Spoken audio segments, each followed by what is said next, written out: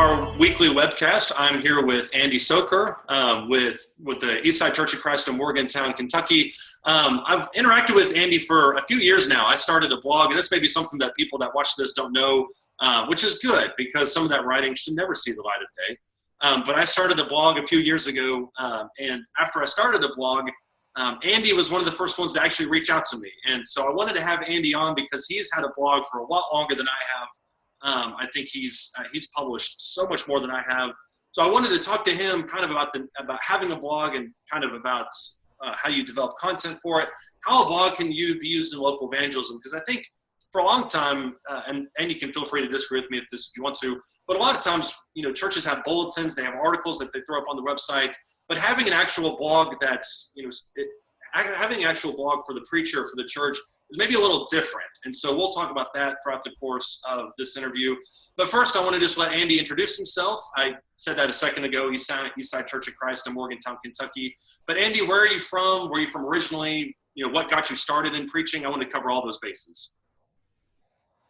Well, originally I'm from Cleveland, Ohio, and grew up there and lived there until I went to college.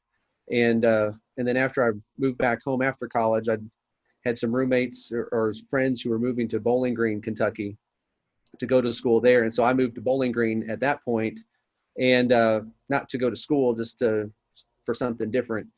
And just kind of, moved here, met my wife here, and we got married and have kind of been here, ever since. So that's kind of why where I'm at right now, why I'm here. As far as, preaching, I guess it was when I was in high school that I really first started thinking about preaching and wanting to preach, and kind of on the topic that we're talking about here with blogging, I always saw writing as a necessary part of preaching. I know I probably see it as a bigger part than a lot of people do, but I always thought of writing as part of the necessary work of preaching. And I've never been a writer up to that point. I never really paid much attention to it. But when I decided that I wanted to look into preaching, I decided then that I needed to figure out how to write. And so I started basically practicing, or writing the bad articles that you always start out with, writing those back when I was, before I ever went to college, back when I was in high school. And I've just been, working on that and doing that, ever since. Yeah, I agree with that.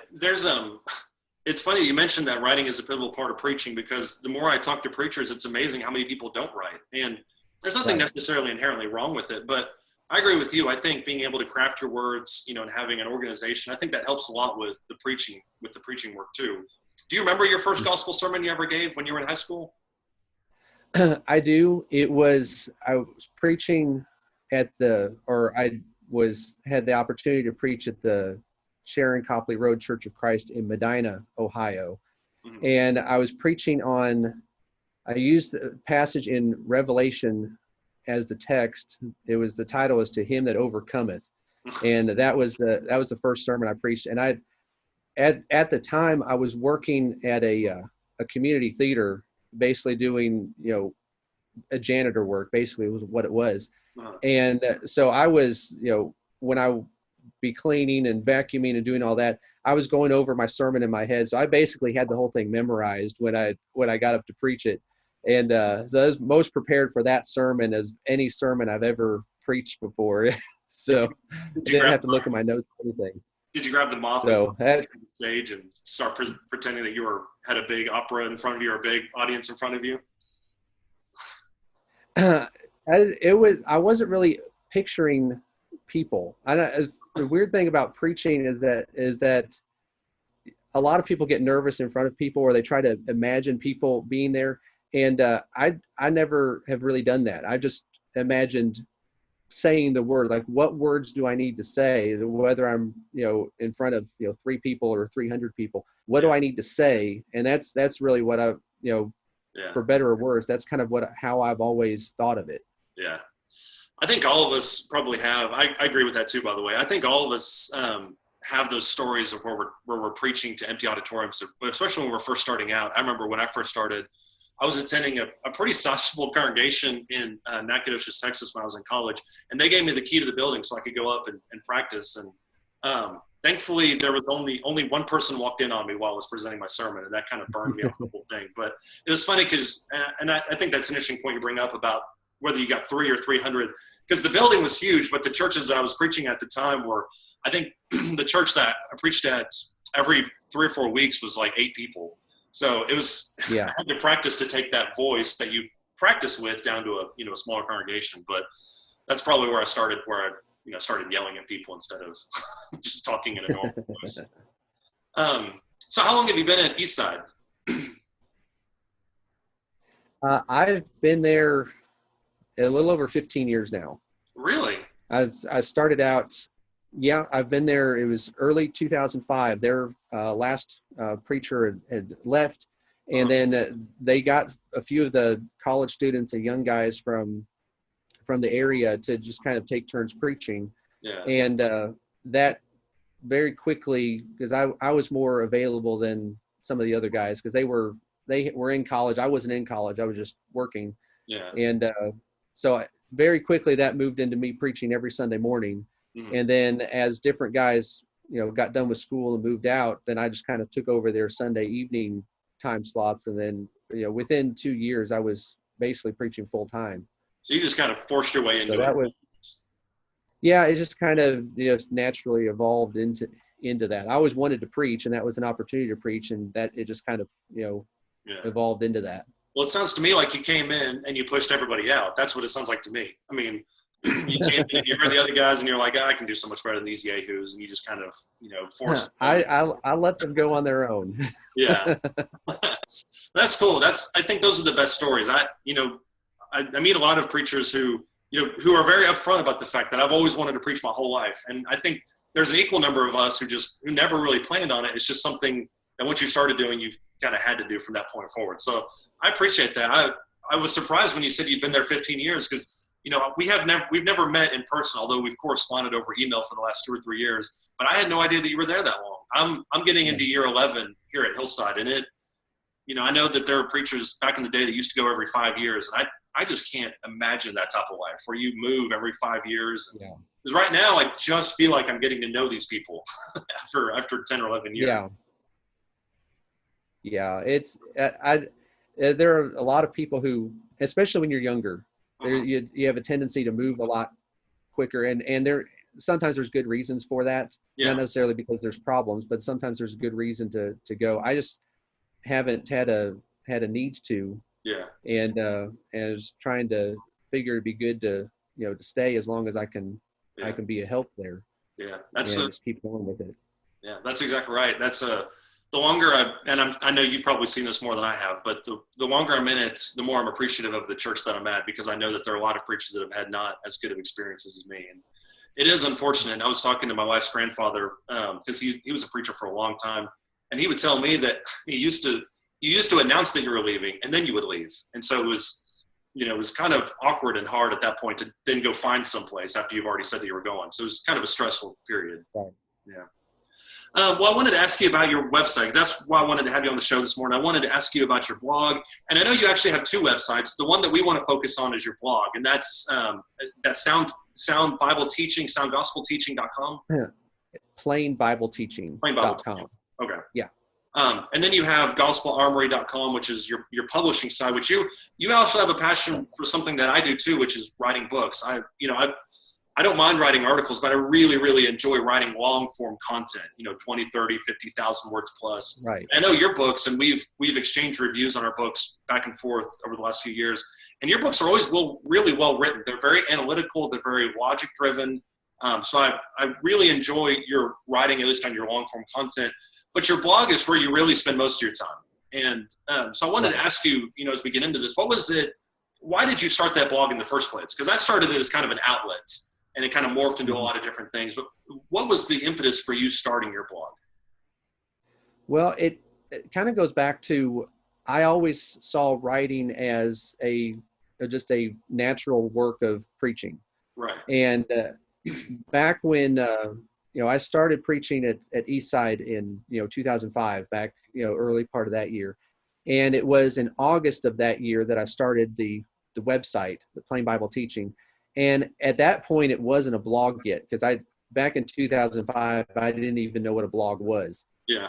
It was just I was writing articles and putting them on a static website, and then eventually after a couple of years it kind of evolved into once I figured out better how to do things, it became a blog, and I made it into that. But basically the reason why I was doing it was because I wanted to be able to help teach people in that way, because you can always do like a bulletin for like the local church and do that.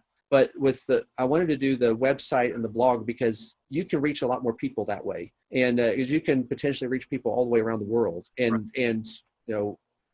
judging by like analytic statistics and things like that you can look at, which I don't do as much anymore, but that and just comments that I receive, there are people all over the world, and anyone who has a website like that, they get the same thing, that you have people all over the world who are getting the content and reading the content and benefiting from it. And so I just saw that as if I'm going to work at preaching and do that, the whole point of preaching is to sow the seed, Right. and to get the word out. And that's just one way to do it. And with the tools that are available now, it's not as difficult to get into it, or expensive to get into it as a lot of other things. Like if you do, radio or put articles in newspapers or things like that, there's always a cost, and there's always, some level of difficulty depending on what you're doing. But blogging is fairly, compared to some other things, it's easier to get started. Yeah, I've seen that. I mean, it seems like every week somebody's starting a new blog about something, and they're usually people that are a lot, just want to share their thoughts on life, or maybe there's movie blogs, whatever it is. But you're right, it's remarkably easy to get going. I know when we talked about putting articles in the newspaper several years ago here, the cost was ridiculous. I mean, it was something like $50 a week or $100 a week or something like that. And not that that's astronomical amount of money, but comparatively to a blog, you're right. And I have no knowledge of what it was like to get started in 2005 with a blog. I started mine in 2016, I think. And it was pretty easy to get going with WordPress and just fire it up and start spouting stuff out there. Was it difficult when you started, and kind of how has it changed since then? Well, when I started, like I said, in 2005, when I did it, I didn't know what a blog was. Yeah. And so what I was doing, I was writing my articles in Microsoft Word, and exporting that as an HTML file, and then uploading it by FTP to the website. So it was awful. It looked terrible, but it worked. Eventually, I figured out how to hand code the HTML and do all that, so as the coding was a little bit cleaner. Wow. And I did that for a little while. Yeah. But then, once I figured out, it was, I can't remember now, it was probably 3 or 4 years after I started it.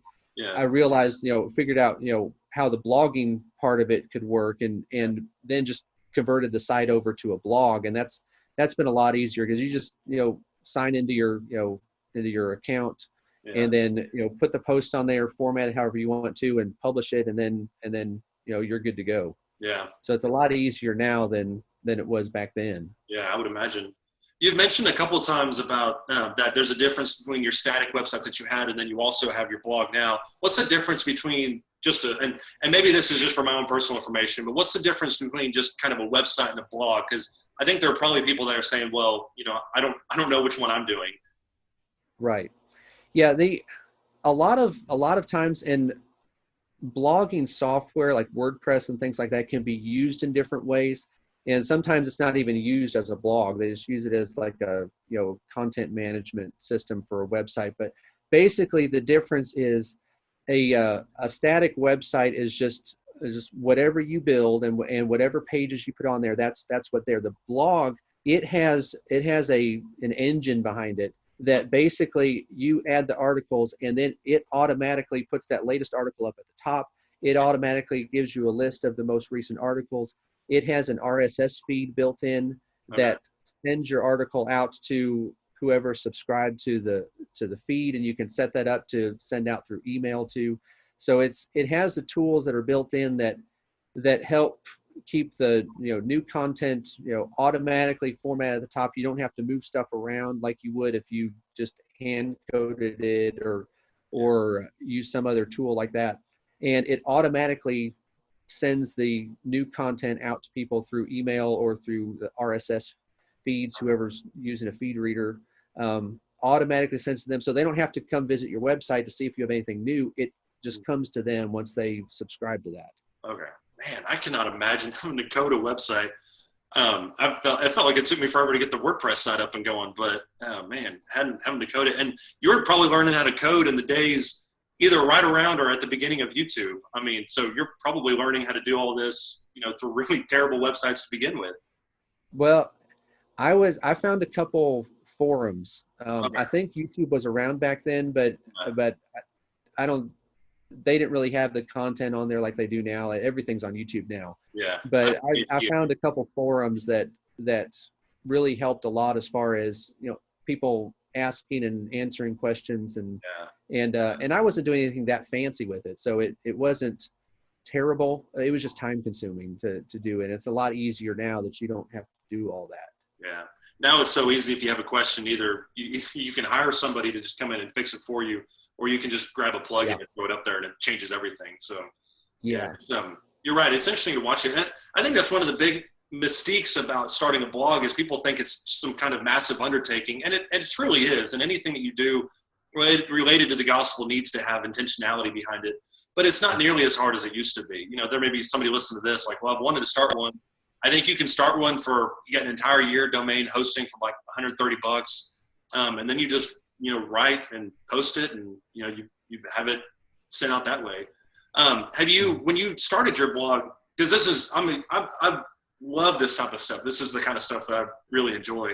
When you started your blog, did you have any thought to like search engines? Did you have any thought to, backlinks and reaching out and networking? And because I know that's how we met, is through networking like that.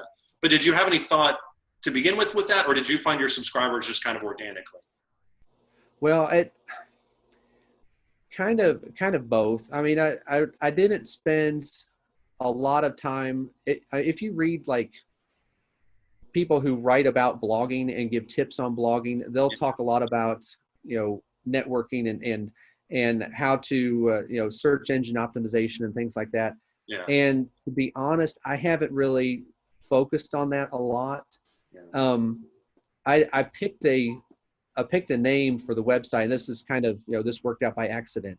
Mm-hmm. That, with the name of the website, Plain Bible Teaching, if people are looking for Bible teaching on baptism or Bible teaching on salvation, because the title of the site has Bible teaching in it, mm-hmm. that kind of helps, people find it in search engines because, it's a title, so it's gonna come up higher. So that kind of, worked itself out on its own I wasn't really intentional on that. I just thought that was a good name for the site. Yeah. And all of that. But as far as, other things, I mean, like when, people like you started, you mentioned that you started your blog, and I, talked to you about that. And I was trying to encourage you on that, because I do think that's important. And when I see someone starting a blog and it looks like they're, doing or trying to do good with it and all that, I try to, as much as I can, as I'm aware of it, try to encourage that, because there's a lot of times people lose interest and they end up not doing it. Sometimes they have good reasons. They're moving on to do work on something else. Yeah. But a lot of times people just lose interest because they don't see the benefit of it. Yeah. And so I think it's important that not only to be writing and putting the stuff on the blog, but you also need to try to do what you can to get that out there so people know about it, whether it's, contacting people, networking with people, emailing the articles out, or, building an email list and, something like that, sending articles on social media, all of those types of things, that you want to do different things to point people back to your blog. Yeah. Because I mean, you're not just writing just to, kill time because you don't have anything to do. I mean, we all have, different things and work to do and all of that. And this is, if we're using this as a part of our work in preaching or in spreading the gospel, that you want people to actually find it. And so that's going to come through search engines. That's going to come through people who know about you or learn about you through your writing and through your website. And sending the links out there so people can find it in different ways and different platforms. Yeah. It's just, there are all sorts of different things like that all go back to getting people to read that content on your site. Yeah. You mentioned a part of the work of the local church, or not the local church, but the local evangelist. And I agree with that. I think having a blog is a really valuable asset for outreach. It's not so much local as much as it is global. As you mentioned, you have comments, interactions, people all over the world. Do you think that's only something for preachers, or can you see benefits to other people? People that maybe have an expertise in a certain area? Because I know there are people at Hillside that are extremely gifted writers, and I've tried to talk to them about setting up a blog of some kind. Just have something out there that you can send to people. But who else do you think can start a blog? Because I think sometimes we think a religious blog needs to be written by a religious, preacher, an elder, deacon, something like that. But it's really, I think, a format for everybody. It is really anyone who's wanting to basically teach what the Bible says. If we're talking about that type of blog, not just blog about anything, but someone who's wanting to teach the Bible and someone who's willing to carefully think about what they're writing. Because that's one thing about if you're blogging about just whatever, about movies or sports or whatever, it's not as critical that if you say something wrong, or if you say have some opinion about something and it turns out that your opinion was wrong, it's not as big of a deal.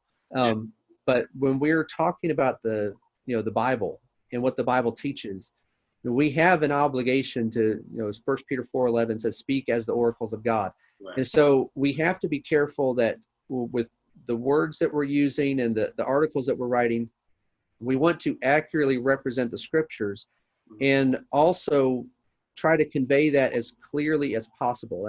Now that doesn't mean, we can't write, conversationally or something like that. We can do that, and a blog is a way to do that.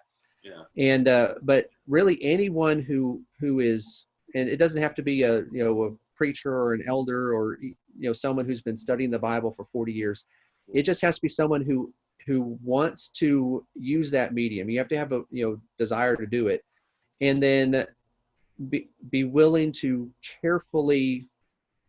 be careful about what you're saying and make sure what you're saying is accurately representing the Bible. Right. And so it's potentially for anyone. Yeah. And on that, you mentioned that you have people there who have expertise in different things and could potentially write a blog or publish a blog. And I think anyone can do that. Another idea I had, and we don't do this at the congregation here, but another idea that could potentially be done is if a church has a website and you have a blog on the church's website, you could have the preacher and the elders and different members of the church contributing to that blog, where you could have 4, 5, 6 different people, and publishing, each one publishes an article every other week or something like that. And then you have regular content coming from the church's blog on the church's website, from the preacher and from the elders and from Bible class teachers and whoever. And so you can even set up that way. If someone doesn't want to say, like, well, I don't want to, set up my own blog and do this, that's another way to get more people involved in this type of teaching, right, without the burden of each one setting up their own blog, is that you can do it because the church is, the pillar and support of the truth. Yeah. And so a church can use their website as a blogging platform for not just the preacher to write, but for other members of the church who are able to do that, where they can also contribute to that as well. Yeah, and you get a variety of different perspectives from that point, because I think sometimes it gets too one-dimensional. I know I have my own kind of hobby horses that I like to ride on, and things that I like to revisit over and over again. So having multiple people write, I think, is a good point. There's actually a church I know that does that. It's not far from where we're at here. And instead of having a weekly bulletin, they have a quarterly bulletin. And it's something like, 20 or 30 pages, but it's written the preacher writes one, all the elders write one, I think most of the deacons write an article, but then they have articles, I think 10 or so articles submitted from the congregation. And it is, to my understanding, very well read amongst the members. Because in sharp contrast, I think, to some church bulletins, which are most oftentimes used as Bible markers. But some bulletins are read and then they're placed on the pulpit or placed on the pew and then left. But they have great readership with theirs, and they share it with other people because it's like a little mini book. So that's actually a really good tip. I hadn't thought about that, but that might be something that we start here. That's a really good point. You mentioned that you've been writing for 15 years, or at least on your blog. And it got me wondering, do you have any idea how much content you have on your website at this point? I mean, do you know how many articles? I thought that might come up, so I actually looked because I wouldn't have known before.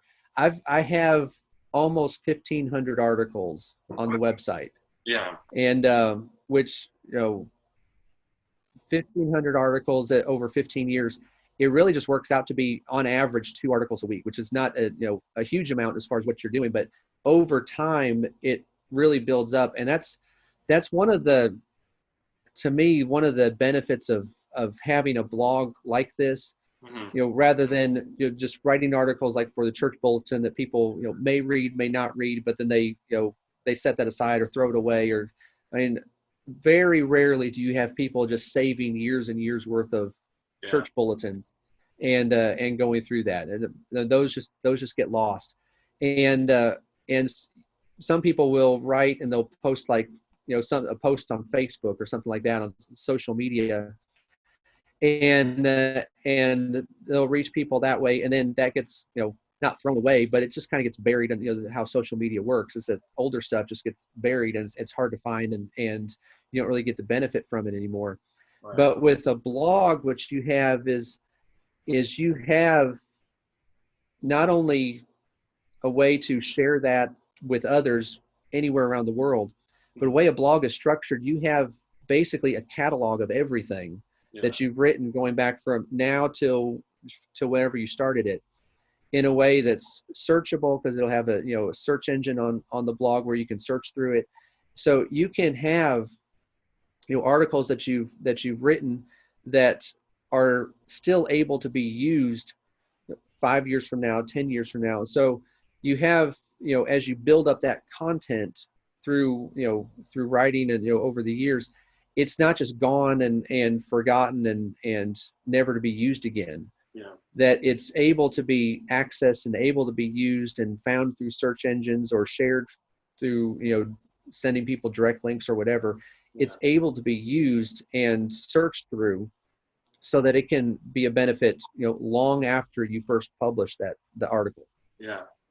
I think that's good. I like the idea of having a repository of information. That's certainly what we use ours for. I know I try really hard to write different articles for my blog as opposed to the church, because duplicate content is an SEO no-no. But it gave me an excuse to write. And it also gave me an outlet to write things that I wanted to write about. Not, like you said, not random willy-nilly stuff, but if I want to spend, 1,000 words writing about Joab, I'm going to write it, because that's my personal blog. So I think that's a good point. It allows you over time to build up a repository of information that people can access at all different times. Do you see, like with most websites, do you see kind of this curve where, a little bit of your information or a little bit of your articles get, 90% of the views, or is it kind of spread out more evenly? Or are there certain topics that you see people gravitating towards more than others?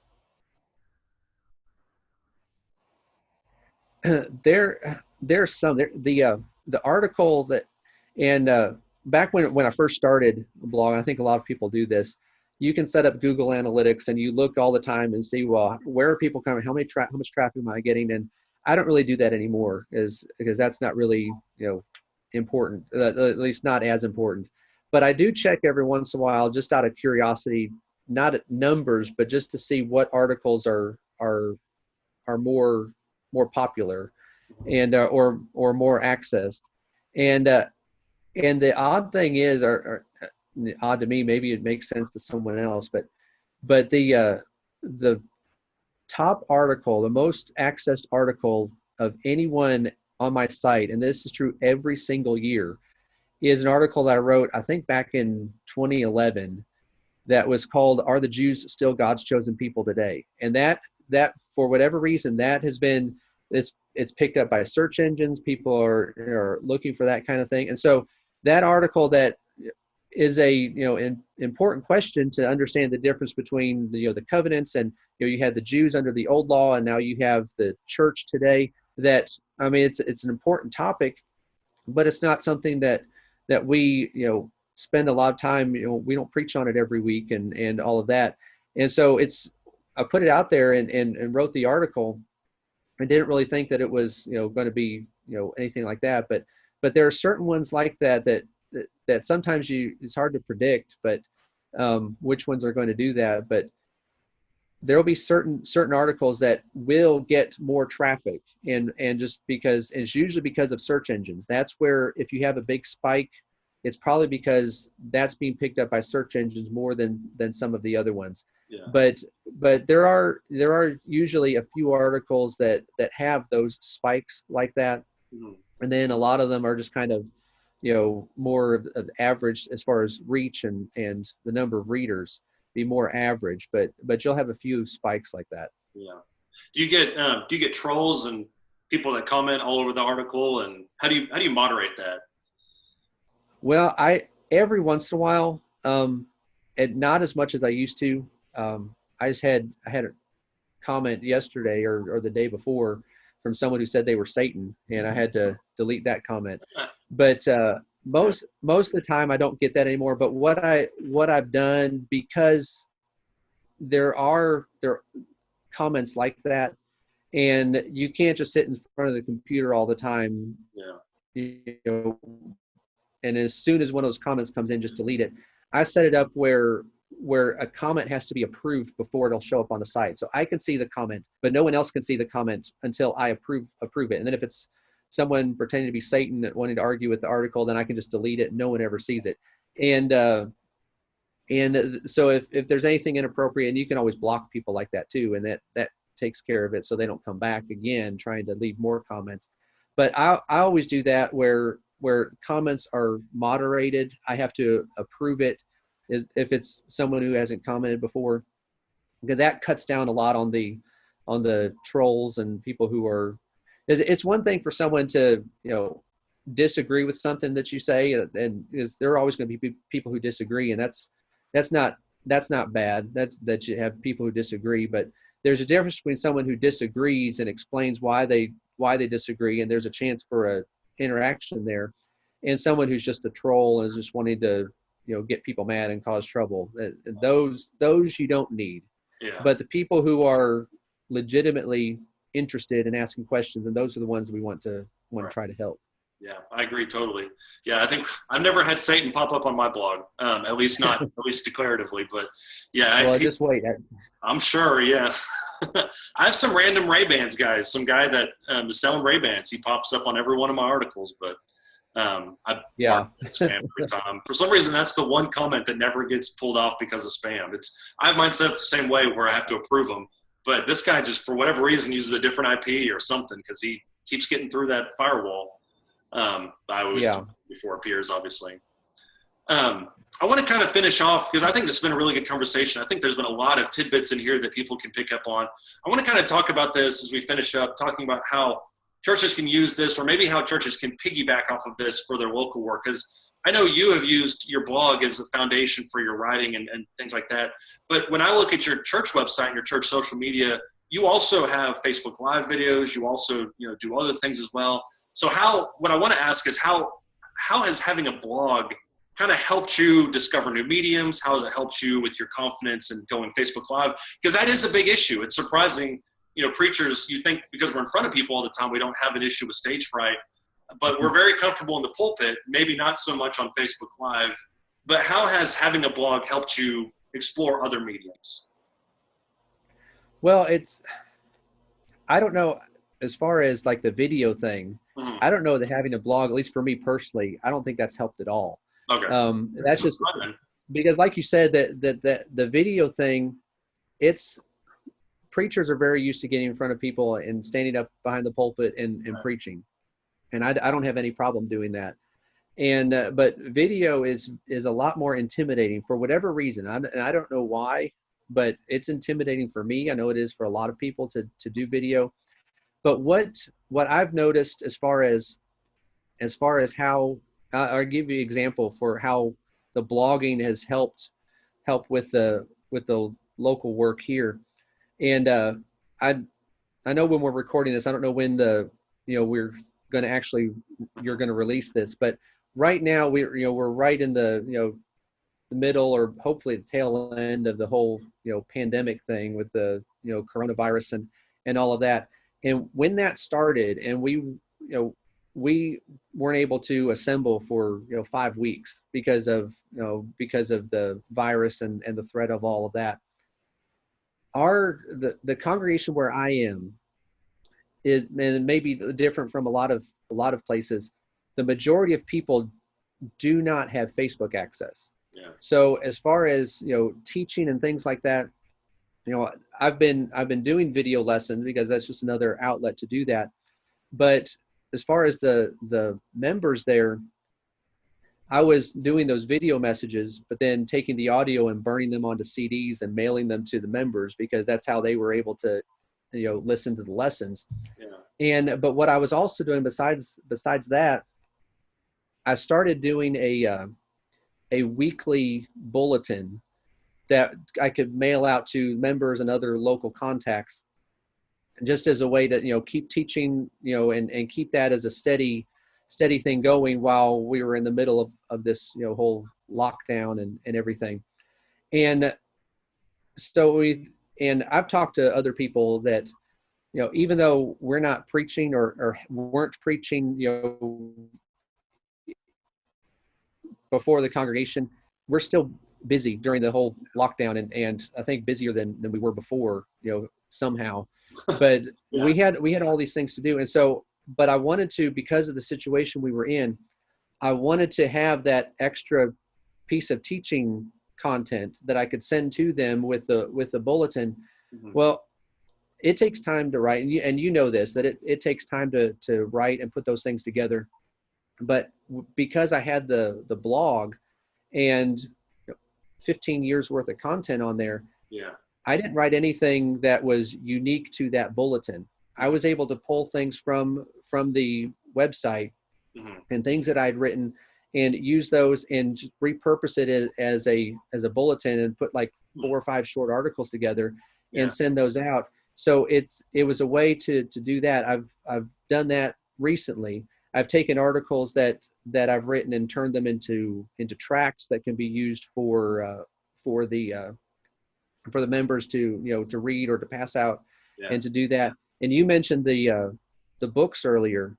That a lot of the books that I've written is basically just a series of articles that I first published on the blog. I've even taken some of those series and turned them into books, and the shorter ones that cost less to produce, mm-hmm, use those as kind of like big tracts, like as a way to pass another outreach tool for the church, where those can be used to pass out to members. So it's really, all of it is when you have the articles that you're writing for the blog, mm-hmm, because again, it usually is different from what you do in the bulletin.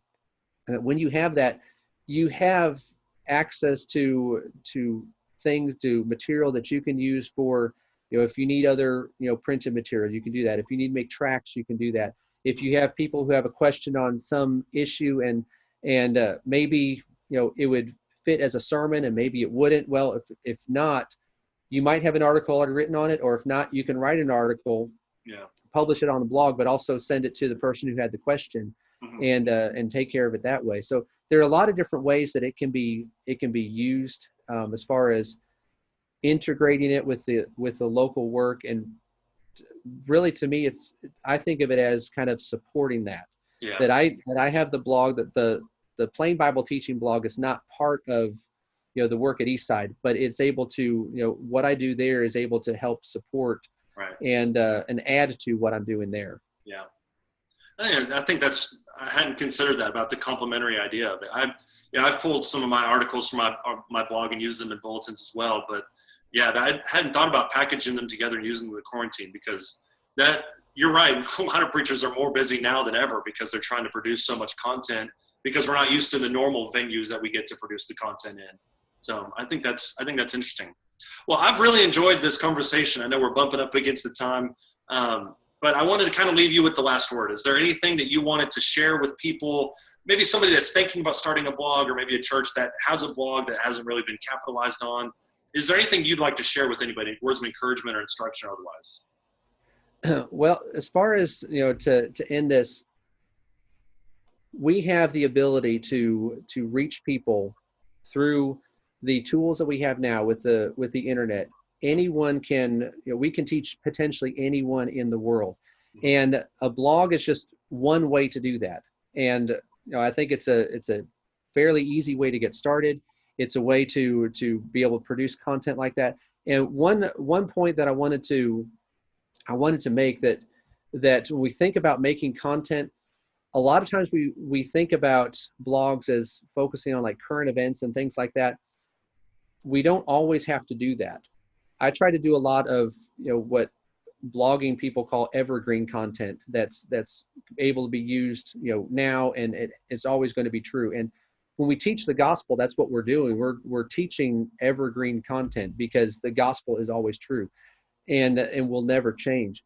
So when you write, address current events and things like that, but also keep in mind that if you are able to take what you're writing now and have it usable 5 years from now, 10 years from now, 50 years from now, then that's just going to continue to work and to help and to teach others. So don't, as far as the blogging, there's not as high a barrier to that as there used to be. And so if you're wanting to do it, look into it and get started doing it, get started writing, and think of it as a teaching tool. That this isn't just, I'm just writing and not doing anything any good. This is a teaching tool, and use it for now, and also think long term that what you're writing now can help other people, years from now, as that's still going to be out there. That's a good point. All right. Well, I appreciate it, Andy. Thank you for spending some time with us. I know there's lots that people can glean from. I look forward to talking to you again. Maybe sometime we'll have you on to talk about more expert kind of lower level tips on how you really structure a blog outright, because I think there's a lot that you could go into. I didn't realize you've been writing it for that long, so I know there's a lot that you could talk more in depth on. But I appreciate it. I appreciate you spending your time with us. Yeah, thanks. Enjoyed it.